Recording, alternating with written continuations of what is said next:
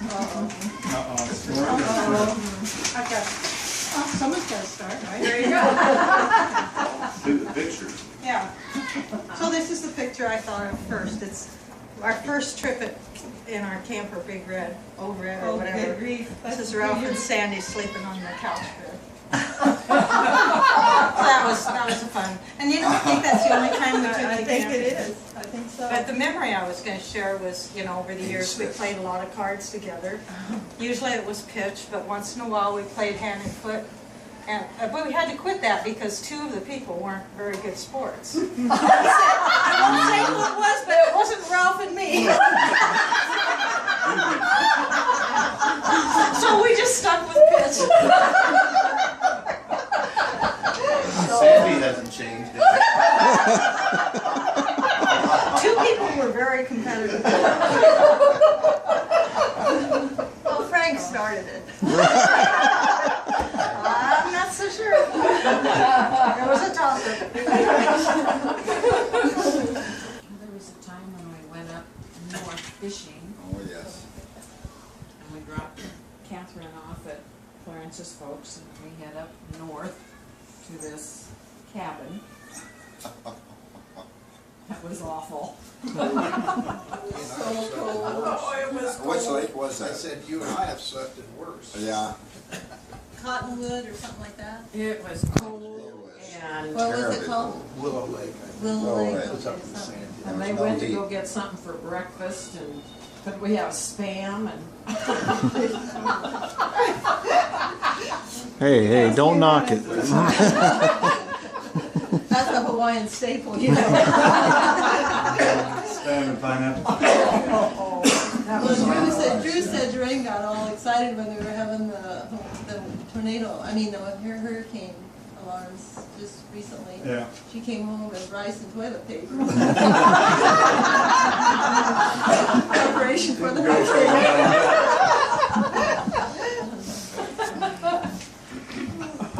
So it was a good memory? oh, it was good, but we It's both memorable. froze. It's one of those things you remember forever. Yeah. The floor was so cold. Oh, yeah. I couldn't wait for the night to be over, I remember that. We didn't know there were any other critters in there or not. That's quite the daddy's got there. Good fun. Good cowboy, wasn't he? Yeah. I remember one time we went to Mall of America. Yes, I remember that. Yeah, you and I spent a week there one day. Finally, at the end of the day, I'm outside having a cigarette, we're out there and some girl walks by and said, Hooters? Is there a Hooters here? Oh yeah, up on the, now they tell us. I ended up getting a picture there, it was called Guns N' Roses. Yeah, you did, that's right. And you look at it one way, it's beautiful red roses, and you turn the light just right the other way, it's a 6-shooter. Yeah, out of the same picture, holographic type of stuff. Well, we made a few trips together. We did. Washington DC. Washington, we went to Colorado, Yellowstone, Yellowstone, Branson. Las Vegas. Wow. Yeah. Vegas. Road trip. Wow. You used to go somewhere every year, didn't you? We did there for a while, and then Yeah. it was like, then the kids were getting married. I know. Poor kids. I know. Now we have grandkids, you know, it's like, Well, then we started traveling to Oklahoma or Hawaii. Yeah. too. You remember the raft ride, don't you? yes, Oh, yeah. that was When fun. we got done, her knuckles were all skinny, because she was holding on so tight. Well, she also rescued me from the drink. I about went out and she Yeah. grabbed I me. was trying to get a hold of this foot, and it was just flying all over. She got back in, she didn't go over. That No, I was didn't. fun. It was fun. It was. Yeah, that was a real show. But they said the river was down a little bit that year. Thank goodness. But I Of course, guess the you guys town had went way down any about the worse. last, some people went down and they drowned because they fell off, got caught under some brush. Couldn't get out. Well, they tell you before you go Yeah. in, if you lie back, you happen to get off and just lie flat so you don't get caught in brush. Feet first so that you can kick out of brush. I put my life preserver on, and that gal came up and grabbed that thing, and she, Yeah. don't loosen that. Yeah. Okay. She was from back east, and she'd been doing that for 2 or 3 years. And she was a blonde, beautiful girl, but burned Oh, almost she was black just, from the she was sun. just dark from Oh, the sun. sun. And what was funny is we were the last, we carried the first aid kit in our The raft, yeah. yeah, raft, and there was a raft in front of us that had 8 people in it, and they were big people. And And one they would teach you that if you got caught on a rock, they'd holler high side, and everybody would try to get to the top of the raft so it would slide off the rock. It was man, they got high sided. It was just. And then the guy was It was a he was novice. working hard at it. You Yeah. remember I think that? he got stuck Oh. with He that. did, I yeah. think the other guy, people. said- Stuck him, yeah. Because he was being kind of a smart aleck or Yeah. something from what they said. A little hazy with Uh-huh. It is. How about your shower in was it Carthage, Missouri? Oh, that was so cool. Well, no, he was taking a shower and the water pressure was gone and there was no water. You'd just gotten in the shower. You went out for a Well, run, that's You all right. ran. Oh, and you met a skunk that Stunk. time. you soaked up. Oh. Face to face to us. Yeah. Luckily, it didn't upset him at all. But the funniest part of the trip was we were coming back through Colorado Springs, and we decided we'd like to find focus on a family. We didn't know where it was, so we were just driving. Sandy had to The go. girl I had said, to go to the bathroom "Why don't so you s- bad.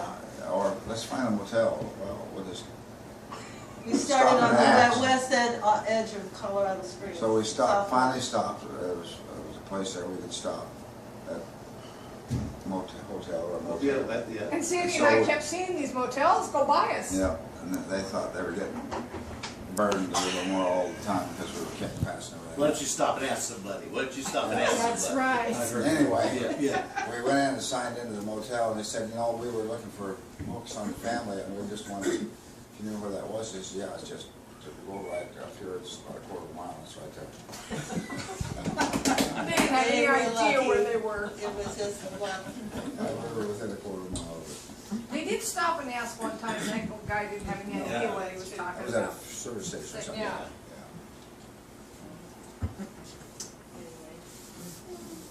I got one that happened probably more than, what are you, 45? Yeah. So it started out more than 45 years ago. And you know how the Butch is with his house and how particular he is painting and woodwork and all that. So we had a family gathering here, this is before he had kids. And Vincent's kids and our kids were in here running around. And I think Vincent left and we were still here, and the Butch was going, was feeling the furniture, feeling the walls, and I don't know, people take care of their kids. I did that. No. That comes as a surprise. So then, probably a couple of years later or so, we were at our house and we had kids running around, families. And Drew was with us. Well, yeah, Drew and JD, and here they were. We had this piece of furniture that was a round commode type of thing, and you could open the door up. One of them was inside, and one was on top. Right, thank you, huh?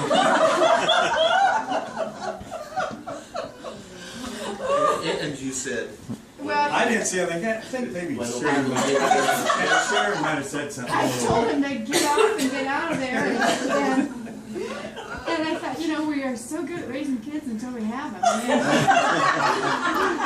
said if you want to write a I book think I remem- about raising kids, do it before you have any. Yeah. I think I remember that. And I think you told us to go do that.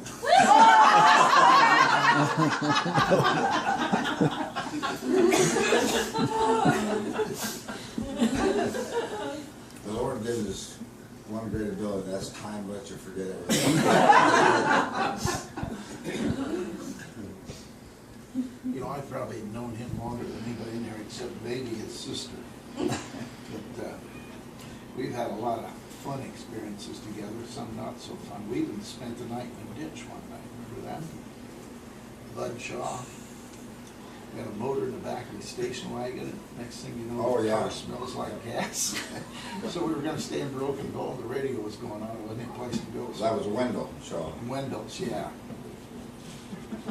Okay, does he get, who is Bud? He was a Polk County cop at that Yeah. time. Okay, He got off his Well, we were work all good night and hands. drove all day, and we ended up catching a bunch of bony bullheads. yeah. Remember what we did with him? Brought him back and dumped him in Beaver Creek.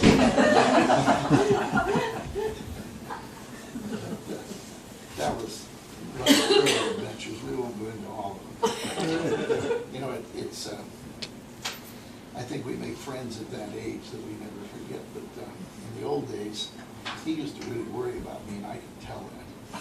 Every time we get together, he was giving me information, you ought to do this, you ought to do that, and questioning what I was doing. I think he questioned my sanity, and one time he was worried about my spiritual well-being.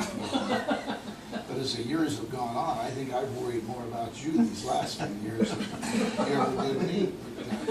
Unfortunately. I came prepared. I brought a little poem along. I didn't write it. I wish I was astounded. I used to have a good friend that would help me deliver cars. He passed away the holidays after I had open heart surgery. He sent me this. A friend is a word that I don't throw around. Though it's used and abused, I still like the sound. I save it for people who've done right by me, and I know I can count on if ever need be. Some of my friends drive big limousines, own ranches and banks, and visit with queens. Some of my friends are up to their neck in overdue notes and can't write a check. That's why you worry about me. They're singers or ropers or writers of prose, and others, God bless them, can blow their own nose. I guess being friends don't have nothing to do with talent or money or knowing who's who. It's a comfortable feeling when you don't have to care about choosing your words or being quite fair. Because friends will just listen and let it go on by, those words you don't mean and not bat an eye. It makes a friend happy to see your success. They're proud of your good side and forgive all the rest. And that ain't so easy all the time. Sometimes I get crazy and seem to go blind. Your friend just might have to take you on home or remind you sometime that you're not alone. Or ever so gently pull you back to the ground when you think you can fly with no one around. A hug or a shake, whichever seems right, is the high point of giving, I'll tell you tonight. All worldly riches and tributes of men can't hold a candle to the worth of a friend. That's great. Oh, thank you, Clint. That's neat. We've certainly experienced that this last few months, last long months. I went to a funeral here, just neighbor's funeral, and I heard a neat story about two guys, a younger guy and a much older man, and they both were going to recite the 23rd Psalm. And so the younger guy was kind of a drama type guy, and he was a good orator, and he practiced, and he presented it with all kinds of gestures and flourishes and high and low with his voice, and wonderful. And the old man, he got out there hunched over, and he very silently and humbly read it. There was a lot of applause after the first guy, too. Yeah, there was applause. Oh, this is not a story, this is real? Well, I don't know if it's real or not, but Oh. anyway, so when it was all done, they asked somebody, what'd you think of that? They said, well, that first young guy, he surely knew the 23rd Psalm. He says, and the old guy, he said, he knew the shepherd. Oh, yeah.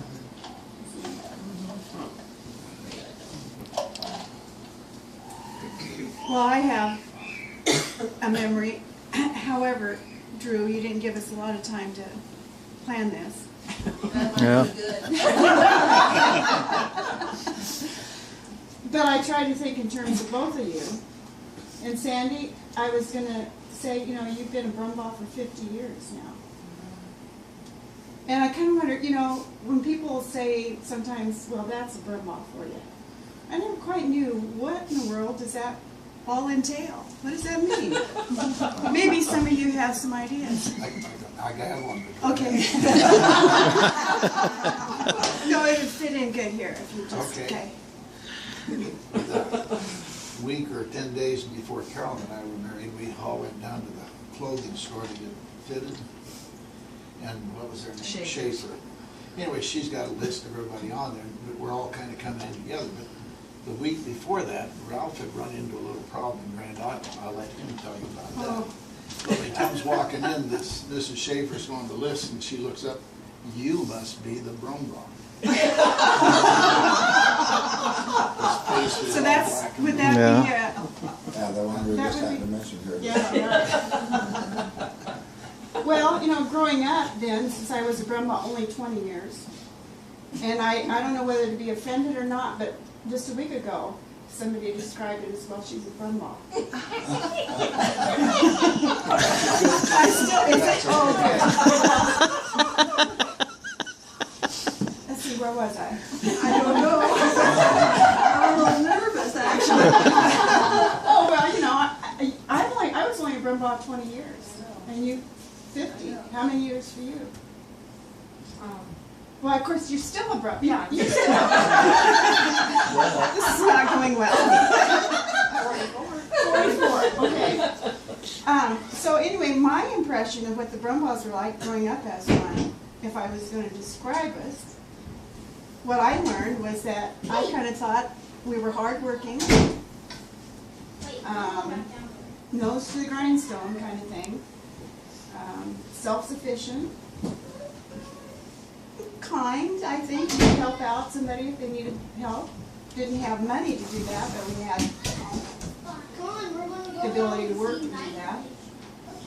And so anyway, all of us grow up, and one by one we get married. And the one thing that was sort of missing in the raising of us kids was we didn't have a religious background.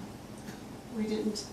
As I look back, and I thought, the folks saw to it that Frank and I went to Sunday school. Dad would take us to Bradshaw, drop us off at church for Sunday school, and he'd go to the coffee shop and have coffee. So anyway, didn't have much training that way. So one by one, we were married, and married somebody that did have a little bit of training, or at least was raised in the church. So that was our first exposure, probably, to regular church attendance, so forth, and then it seemed like for a few years, I think we all had kids by then. As I look back, and this is so critical to the way life went for everybody, I think God did an absolute miracle in our family. One by one, we became born-again believers in the Lord Jesus Christ. Knew what it meant. I think we could have classified ourselves without any problem as being sinners. Brahma wouldn't have any trouble saying, yeah, I'm far from perfect. But didn't know, just out of ignorance, didn't know that there was a penalty for sin. And that, you know, the wages of sin is death. And it's hell, it's eternity. So I don't think that was a problem, but just learning those facts was something that we needed. And so one by one, we trusted the Lord as Savior. And my folks, at a later age, that was just, you know, sometimes God will work in a family and it might be one or two.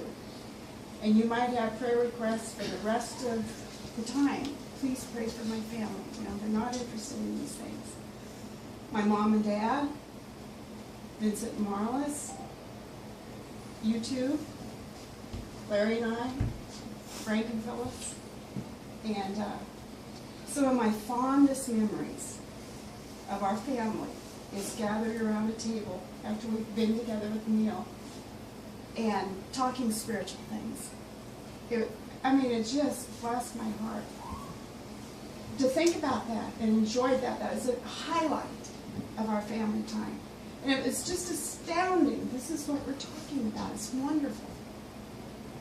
And I've often said, and I wouldn't wish them back, and they wouldn't want to be back, but I would like one more time around the table with Mom and Dad, Vincent, Marlis, Frank, just to have that again, but we will have that. We will have that. And then the other thing I was thinking about, and Larry, maybe you can give this straight. historically, they say within 3 generations, if you start out with that first generation as being strong believers, by the 3rd generation, it's gone. It's not there anymore. And I would have to say us, the siblings, and my parents would have been, well, let's leave the folks out of it, or us, we would have been first generation. I mean, definitely we were. To trust the Lord. But you kids were pretty little. So, you know, pretty little, and I don't know if you remember it apart from that. But you didn't have maybe the struggle or went through that identifying process like we did. I mean, you grew up with it. And the concern is for your children now. Because they will not have had to, you know, it just comes automatically and it's just commonplace, and maybe that's what you don't want it to be. You want to be sure that this is carried on. So I guess the whole thing is you guys make that priority in your lives. Be sure that those kids, you know, that's first thing in their lives, that they see it in you. Because what a blessing. That's one of the blessings that we're experiencing, because, you know, the kids, our grandchildren are being brought up in Christian homes. Yeah. Absolutely. Yeah. And we praise the Lord for that. And no small part to this guy standing right over here. Yeah. Well, it started, you know, it was so, It was when Grandma You know, got sick, right? yeah, in our ignorance, really, in our, you know, in your zeal, when you're a believer, you want everybody to know this. Absolutely want everybody to know it. So we had the big idea, well, huh? Yeah, we had, so we decided, well, you know what, we'll just travel back to Bradshaw every week or so, and let's have a family Bible study. Even though we thought they'd gone off the deep We'll end. humor them. We'll humor them, you know. Yeah, they'll get over it. We were in over our heads, you know, with what little we knew. But So- I remember the struggles, particularly for my dad. And I remember that we did a navigator's study, and you had a booklet written out, and at the end of the first booklet, it asks you when you've trusted Christ, and you write just a little synopsis of how that happened. And we were to share that.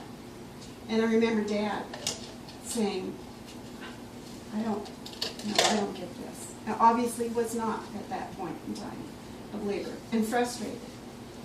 And of course, Mom was sick. And so as the years went by, you know, we were all believers. Dad, we knew, was not yet. Mom was. But Mom said, I had to be flat on my back before I could look up. And that's how the Lord took her illness, and that's what brought her to Him. And Dad, his profession of faith was, you know, he's a tough old farmer. I can deal with everything. But he could not make Mom well. And so it was through that. God used Mom's illness in many, many ways. Yeah. So it was really through that Dad. And what a change. You know, Dad wasn't vocal about it. You know, he probably couldn't have, or wouldn't have wanted to express what he believed. But you saw it in him every day. There was somebody in Bradshaw that told me once, your folks are not the same people. And that was one of the most wonderful things to hear because of that. But anyway, I said sometimes, you got to know Dad is a believer to put up with Mom sometimes. You know, because she can be pretty hard to put up with at times. And he was just as gentle and kind with her. He did, didn't he? Yeah. Yes. Were you here at the time that, I think Marge and Larry and Barb, you were here, but Mom was sometimes not She's trying to blunt. be mean, but it ended up being Maybe mean. this is the Brumbaugh. Is this the Brumbaugh part? She wasn't wrong though. Anyway, Well, she was married to the Brumbaugh. he was into Alzheimer's at that Yeah, point. right. And Mom shared with us sitting here that some other night that they had left here and she had to help him get home. He didn't know the way. And Dad always had a sense of humor, and he was real quick with it. And he says, she no sooner got that out of her mouth, and he says, well, what'd you expect? I've been drinking all day. Well, you know what I admired about him is through those years, I mean, he made umpteen Oh, trips yeah. to Lincoln. Yeah. He'd work all day up at the feedlot, go home, clean up, and go to Lincoln Yeah. Yeah. and see her in the hospital, and Yeah. come back home and do the Yeah. same thing. I mean, weeks on end sometimes. Yeah. And I mean, Yeah. and he never complained. No. It happened more than Never once, I Yeah. think. 'cause Oh, he had many so many- times. Yeah. And we always tried to get him to stay with us. You know, of course, that, you know, gotta get home and do chores, because that's what farmers do. But the one time, He didn't have any chores. yeah, the one time, he already, again, he already had the Alzheimer's, and Mom had had her open heart surgery, and she would always come to our house to kind of recoup for a week or two. So she was at our house, and Frank calls and says, Dad was over at 2 in the morning, ringing the doorbell, wanting to know where Mom was.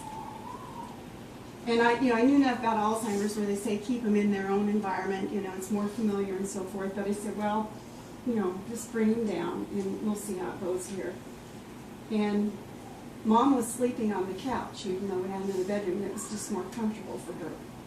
And so, well, anyway, that evening, we decided we would get a movie to entertain us. And it was, what was it called? Twister. Twister. So we're watching. Real relaxing.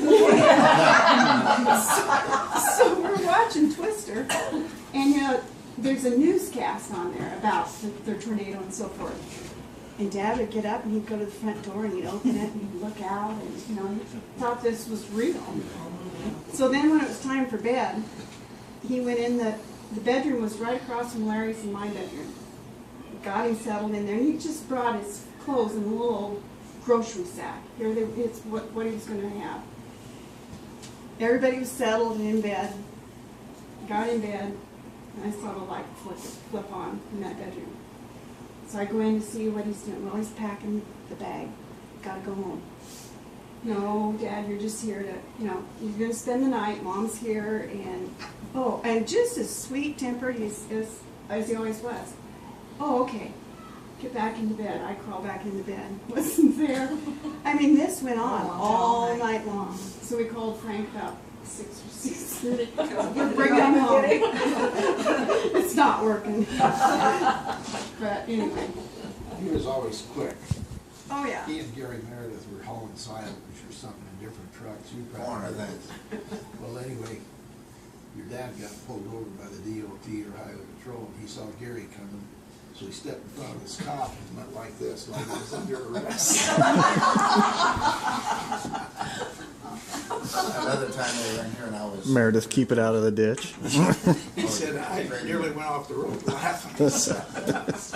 I was reading papers and I was explaining to Mom how sometimes if the class didn't do well, you must not taught it very well, so you'd scale the grades. And I was showing how it scaled them, so it'd be fair to everybody.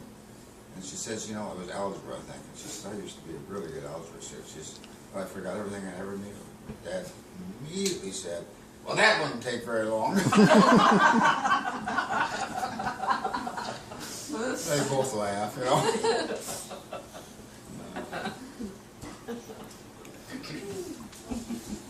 I can add something else to your Brumbaugh thing though.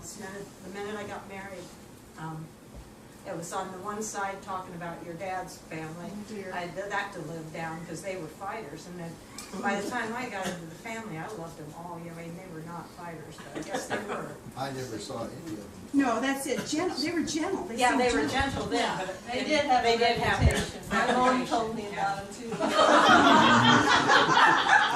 Maybe it was more reputation than anything else.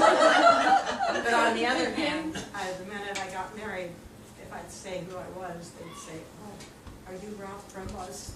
Or yeah, I'd say, "Yeah, he's your brother, the best teacher we ever had." And do you know I still hear that? Wow. And then they'd say, "Oh, Sandy, we know Sandy." Yeah, she knew everybody. And then there wasn't Still a person does. that I'd run into that didn't know Sandy. We go out to eat, you get out, and everybody's out. Oh. We're all waiting in the She's car. there talking to people. That's what I remember, because I didn't know anyone.